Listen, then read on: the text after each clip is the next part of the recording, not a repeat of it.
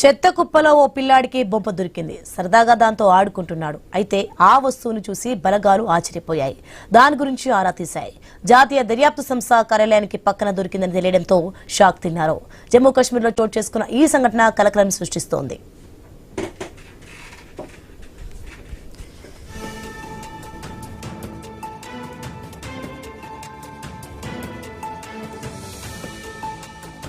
ఇక సిద్రా ప్రాంతంలోని ఎన్ఐఏ కార్యాలయం ఉంది. ఆ పక్కనే చెత్త కుప్ప ఉంది. అక్కడ ఆడుకుంటున్న ఓ 6 ఏళ్ల బాలుడికి రైఫిల్ స్కోప్ దొరికింది. దానిని అతడు బొమ్మగా భావించి ఆడుకుంటున్నాడు. అది చూసిన భద్రతా బలగాలు దానిని స్వాధీనం చేసుకున్నాయి. బాలుడు తల్లిదండ్రులను ప్రశ్నించగా తమ కొడుక్కి చెత్తలో దొరికిందని చెప్పారు.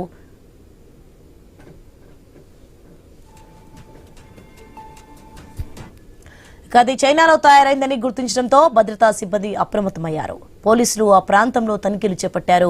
అలాగే జమ్మూ ప్రాంతంతో పాటు ప్రభుత్వ సైనిక కార్యాలయాల వద్ద భద్రతను కట్టుదిట్టం చేశారు. ప్రజలు ఎలాంటి భయాందోళనకు లోను కావద్దని సూచించారు. ఈ ఘటనకు సంబంధించి ఓ వ్యక్తిని అదుపులోకి తీసుకున్నారు. పహల్గామ్ ఉగ్రదాడిపై ఎన్ఐఏ ఛార్జ్షీట్ దాఖలు చేసిన నేపథ్యంలోనే ఈ ఘటన వెలుగు చూసింది. ఈ సంస్థే ఇటీవల ఢిల్లీలో చోటు చేసుకున్న కారు బాంబు పేలుడుపై దర్యాప్తు చేస్తోంది.